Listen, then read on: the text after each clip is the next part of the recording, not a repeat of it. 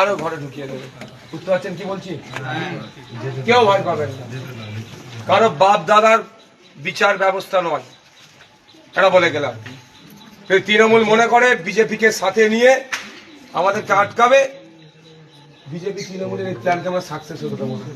পুরো বিজেপি তৃণমূল মিলে করেছে। মোতাবাড়িতে দেখছে মৌলানা শাহজাহান সাহেব আল কাদেরী আর আসরাফি সাহেবের বিচার প্রতিপত্তি, তৃণমূল হারবে এখানে, আর তৃণমূল হারলে বিজেপির কষ্ট হয়। কারণ বিজেপির বিরুদ্ধে আমরা কিছু বললে দেবেন তৃণমূলের বুকে যন্ত্রণা করে। কারণ ওয়াকাফ আইনে লড়াই করব, বিজেপির বিরুদ্ধে লড়াই, তৃণমূল বলছে করতে দেওয়া যাবে না। বিজেপির নেতারা সকাল বিকেল বাজে মন্তব্য করছে মুসলমানদেরকে নিয়ে, কোরআন শরীফকে নিয়ে বলছে, তৃণমূল তার বিরুদ্ধে কোনো ব্যবস্থা গ্রহণ করছে। একে অপরের পরিপূরক। আমরা মাথা তুলে থাকবো, কারো দয়াতে আমরা এখানে বেঁচে নেই। আমার বাপ দাদু লড়াই করেছে, দেশ স্বাধীন করেছে। বিনয় বাদল দীনেশ, আশফাকুল্লাহ, ক্ষুদিরাম, বিরসা মুন্ডা, নেতাজি গান্ধীজি থেকে শুরু করে ফুরফুরার বীর আবু বকর সিদ্দিক থেকে শুরু করে বিভিন্ন মাসলাকের মানুষজনদের লড়াইয়ের ফলে দেশ স্বাধীন হয়েছে। সুতরাং ভয় পাওয়ার কিছু নয়, ভয় দেখাতে চাইছে। ভয় যদি আপনি পেয়ে যান, ওরা সাকসেস হবে। এই ভয়টা আমরা পাবো না। হ্যাঁ, এক কথা, যদি দোষ করে থাকে ফাঁসিতে টাঙিয়ে দেওয়া, এক কথা, যদি দোষ করে ফাঁসিতে টাঙিয়ে দিই, সেটা আমরা রাজি আছি। কিন্তু বিনা দোষে আটকাবে কতদিন? আমাকেও 42 দিন আটকে রেখেছিল, জানেন তো। লাস্টের দিন যেদিন জামিন হবে, হওয়ার দিন কোর্টে বলছে নওশাদ সিদ্দিকী নাকি পুলিশকে মারতে বলেছে, রেকর্ড আছে। যে রেকর্ডটা বাজিয়েছে সৃষ্টিকর্তার শান, আল্লাহ পাকের শান, সেই ভিডিও ওরা উকিলকে জজকে দেখাচ্ছে এই নওশাদ সিদ্দিকী মারতে, যেই বাজিয়েছে সেখানে বেজে উঠেছে, আমি বলছি পুলিশ আমাদের বন্ধু, ওদের সাথে কেউ খারাপ আচরণ করবে না। জজ অবাক, আমার নামে জামিন হয়ে গেল। তো বলার বক্তব্যটা হচ্ছে, অন্যায় যদি করে কেউ, তাকে আমরা প্রশ্রয় দেব না, কিন্তু বিনা অন্যায় কাউকে আটকে রাখতে পারবে না। কতদিন আটকাবে? কতদিন আটকাবে? আইনি লড়াই করে বার করে নিয়ে আসবো। একটা পজিটিভ দিক আপনাদের বলি, এতদিন ছিল নাটক করে মমতা ব্যানার্জি তার পুলিশকে দিয়ে ডিস্টার্ব করাচ্ছিল, এখন এনআইএর হাতে গিয়েছে, ন্যাশনাল ইনভেস্টিগেশন এজেন্সি। গতকালকে তার মামলা ছিল, নতুন কোনো ফার্দার ইনভেস্টিগেশনের জন্য চাইনি। অর্থাৎ একটা জিনিস ক্লিয়ার হচ্ছে যে আমাদের মৌলানা সাহেব আমাদের মোতাবাড়ির প্রার্থী, যিনি ইভিএম মেশিনের কত নম্বরে 4 নম্বরে থামচিহ্ন নিয়ে দাঁড়িয়েছে, তাকে ফার্দার ইনভেস্টিগেশনের জন্য এনআইএ কিন্তু চাইনি। মানে এ থেকে একটু ক্লিয়ার হচ্ছে উনি ইনভলভমেন্ট এর মধ্যে নাই। যদি উনি এর সাথে যুক্ত থাকতো, তাকে আবার জিজ্ঞাসাবাদের জন্য নিতে পারত। সুতরাং এটা একটা ক্লিয়ার হয়ে যাচ্ছে। তো আগামী খুব তাড়াতাড়ি ওনাকে জামিন করিয়ে কথা দিয়ে যাচ্ছে, এখানে ওনার বাড়ির সামনে দাঁড়িয়ে, যে বীরের মতো ওনাকে আমরা নিয়ে আসবো। আপনার সাথ দেবেন তো? সাথ দেবেন তো? আর একটা কথা ভাববেন, ও একজন ইসলামিক স্কলার হওয়ার পরেও মমতা ব্যানার্জি তার পুলিশকে দিয়ে কি আচরণ করেছে, তাহলে সাধারণ মুসলমান হিন্দু গরিব মানুষকে কি করতে পারে মমতা ব্যানার্জির পুলিশ? এত বড় একজন প্রভাবশালী ব্যক্তিকে যদি এই করে, সাধারণ মানুষকে কি করবে? তাহলে এর হাত থেকে আমাদেরকে পরিত্রাণ পেতে হবে।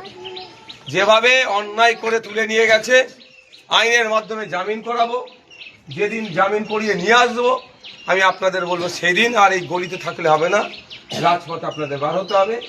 উনি আসবেন, ফুলের মালা নিয়ে আমরা দাঁড়িয়ে থাকবো, বীরের মতো ওনাকে বরণ করে আমরা বাড়িতে তুলবো। রাজি আছেন মায়েরা? আপনারা থাকবেন তো নাকি?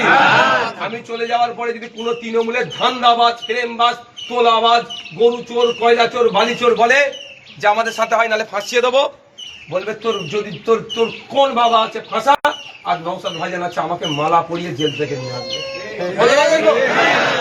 জেলের ভয়ে, মিথ্যা মামলার ভয়ে যদি আপনি আজকে কম্প্রোমাইজ করে নেন, কালকে আপনার বাড়ির মেয়েটার হাত ধরে টানবে তৃণমূলের নেতারা, বিজেপি নেতারা।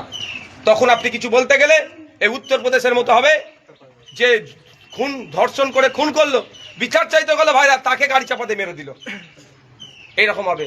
আর পশ্চিমবাংলা হাঁসখালিতে ধর্ষণ করেছিল, রাতের অন্ধকারে পুলিশকে নিয়ে গিয়ে মেয়েটাকে ধাও করেছে, পুড়িয়ে দিল। এই ধরনের হবে। এদের সাথে যদি আপনি কম্প্রোমাইজে যান, এই ফেতনা কালকে আপনার বাড়ির মধ্যে ঢুকবে।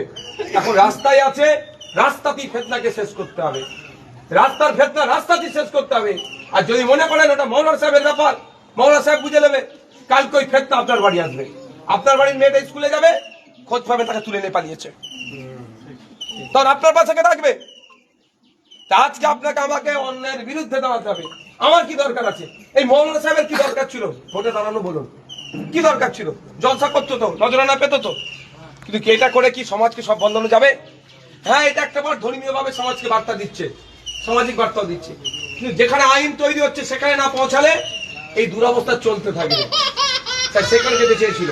আমার কি দরকার? আমি পীরের বাড়ির ছেলে, আপনারা জানেন, আমি কোনো দিকে আমার পরিচয় স্টেজে দিই না, তো আপনারা তো জানেন ভালো করে।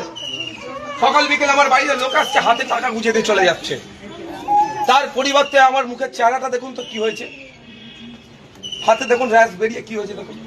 আমার তখন এসি রুমে বসে রাখা দরকার ছিল। আমার কি আছে? আমি মাসে 1,21,000 টাকা এমএলএ হিসাবে পাই, আমি 21 পয়সা নিই না তার থেকে, কিন্তু আমার তো পার ডে আমি যদি আমি দৌড়বাড়ে বসে থেকে 1 লাখ ইনকাম হয়ে যাবে, দুটো জলসা করলে 1 লাখ আমার ইনকাম হয়ে যাবে। সে কাজ আমি করি না, করে কি করছি? রাস্তায় এসছি কেন? এই এত মানুষের সাথে অন্যায় হচ্ছে বন্ধ করার জন্য। এবার আমি যদি বিপদে পড়ি, আপনি যদি আমার পাশে না দাঁড়ান, তাহলে আমার মানসিকতা ডাউন হবে। আজকে মৌলানা সাহেব বিপদে পড়েছে, মৌলানা সাহেব পরিবার বিপদে পড়েছে, আপনারা যদি মনে করেন যে আপনি বিপদে জড়িয়ে যাবেন বলে সাইডে থাকেন, আপনি কিন্তু পালিয়ে পার পাবেন না। আপনার পেছনে বিপদ আছেই, কিন্তু আপনার পেছনে বিপদ আপনাকে তখনই যুক্ত ধরতে পারবে না যখন মৌলানা সাহেবের পরিবারকে আপনি আমি সাহস দেবো। তো ওরা বুঝতে পেরেছে, মানে মৌলানা সাহেবের পরিবারের সাথে এত পরিবার আছে, তাহলে অন্য কারোর সাথে হলে মৌলানা সাহেবের পরিবারও তার পাশে থাকবে, এক থাকতে হবে। তৃণমূল বিজেপি মিলে পশ্চিমবাংলার মুসলমান দলিত আদিবাসীকে শোষণ করছে। আজকে এসআইআরে 27 লক্ষ নাম ডিলিট হয়েছে খসড়া লিস্টের পরে। এই 27 লক্ষ নাম কি ডিলিট হতো? মমতা ব্যানার্জি চেয়েছে বলে ডিলিট হয়েছে। আমি এত কথা জোর কথায় বললাম, এটা রেকর্ড হচ্ছে। মমতা ব্যানার্জি সাহস থাকে আমার নামে একটা মামলা করে দেখাতো। এত কথা তো মমতা ব্যানার্জিকে নিয়ে বলেছি আমি, একটা ক্ষমতা পেয়েছে? মিথ্যা মামলা আমার নামে অনেক দিয়েছে। তৃণমূল, মমতা ব্যানার্জি, আরএসএস, বিজেপি যে দালাল, আমি বারবার বলি, পেরেছে আমার নামে একটা অভিযোগ করতে, পারেনি আর পারবো না, কারণ ওরা সত্যিকারের বিজেপি আরএসএস এর হয়ে কাজ পশ্চিমবাংলায় মমতা ব্যানার্জি করছে। এই 27 লক্ষ মানুষের মধ্যে 17 লক্ষ হিন্দু মানুষ, 10 লক্ষ মুসলমান মানুষ। এই 27 লক্ষের মধ্যে 25 লক্ষ কে জানেন? গরিব হিন্দু, গরিব মুসলমান, অর্থাৎ দলিত আদিবাসী মুসলমান হচ্ছে 25 লক্ষ। এটা মমতা ব্যানার্জি করেছে। তা আপনাদের বলবো বারবার শত্রু বন্ধু চিনতে শিখুন। এই যে অ্যাডভোকেটটাকে ধরেছিল, ও কেমন ভালো খারাপ অনেক প্রশ্ন আছে, আমি সেখানে যাবো না। মোথাবাড়ি আসছি, যেখানে সুজাপুরে হয়েছিল 22 কিলোমিটারের তফাৎ, ওই কেসের সাথে এর কিছু কোনো যুক্ত নেই, কিন্তু একটা ফাঁসিয়ে দেওয়ার চেষ্টা হলো। একটা সাংবাদিককে তুলে নিয়ে চলে গেল, ওর অপরাধ কি খবর করতে পারবে না? এবার এখানে মোথাবাড়ির কথা আমি কি বলি, মিডিয়াতে বলেছি, সে অর্থে দেখায়নি, এড়িয়ে গেছে। কি বলেছি? যদি ওই রাত্রিরে কোনো অরাজকতা করে থাকে, জাজেসদেরকে যদি আটকে রাখে, পানি বিস্কুট চা দিতে দেয়নি, একটা ফুটেজ বার করা হোক যে বিডিও অফিসের প্রিমিসেসের মধ্যে ঢুকে যারা প্রতিবাদ করছিল তারা হইহই করেছে। একটা ভিডিও দেখাতে পারবে? যদি জাজেসের সাথে কেউ খারাপ আচরণ করে থাকে, চরম অন্যায়, ওটা উচিত নয়, কোনোদিন ওটা মানে নেবো না, প্রশ্রয় দেবো না। কিন্তু এটাও তো জানতে হবে, এটাও তো মোথাবাড়ির মানুষকে আওয়াজ তুলতে হবে। মোথাবাড়ি সম্পর্কে একটা খারাপ ধারণা তৈরি করা হচ্ছে। মোথাবাড়ি যারা তৃণমূল করে তারাও কি নাকে তেল দিয়ে ঘুমাচ্ছে? ধান্দাবাজ। বিজেপি হচ্ছে একটা সাম্প্রদায়িক দল, তৃণমূল হচ্ছে দুর্নীতিগ্রস্ত ধান্দাবাজ দল। মোথাবাড়িকে নিয়ে যখন বদনাম করা হচ্ছে, তৃণমূল এখানকার পাওয়ারফুল বলে নিজেদেরকে দাবি করে, তারা তো অন্তত একটা প্রেস করে বলতে পারে যে ওই দিনকে রাত্রে এই ঘটনা ঘটেছে, কোন যাদেরকে আটকেছে, কি আটকায়নি, বা কি হয়েছে না হয়েছে, ভিডিও অফিসের ভিডিও ফুটেজটা দেওয়া মার্কেট করে, মার্কেটে ছাড়াও। এটা তৃণমূল বলেছে? বলেনি। কারণ ওরাও জানে যে মুসলমান দলিত আদিবাসীদেরকে যত ভয় দেখাতে পারবো তত ওদের লাভ, আর আমরা একটুতেই ভয় পেয়ে যাই। আমি আমার কথা বলছি, 17টা মামলা, 42 দিন জেল কাটিয়েছি, কিছু করতে পেরেছে? এখন আমার ভয় কেটে গেছে। তো আমাদের মৌলানা সাহেবকে দেখবেন, আগে যে মিজাজে ছিল, জেল থেকে যখন আমরা ফিরিয়ে নিয়ে আসবো, বীরের মতো করে যখন ঘরে ঢুকাবো, সেই দিন থেকে দেখবেন মিজাজের লেভেল আরো হাই হয়ে গেছে। মৌলানা সাহেবকে আটকাতে চেয়েছে, আর ওই মৌলানা সাহেব, শাহজাহান সাহেব মোথাবাড়ি থেকে শুরু করবে দুর্নীতি বন্ধের লড়াই। একদিন আসবে মালদা জেলায় ওই চুরি, নোংরামি, নষ্টামি, দুর্নীতি টোটাল বন্ধ হবে মৌলানা সাহেবের হাত ধরে। এটা অপমান হবে। আপনারা ভিডিওটা রেকর্ড করে রাখুন। চোখ রেখা হবে, বিপদে আপদে একে অপরের পরিবারের সাথে।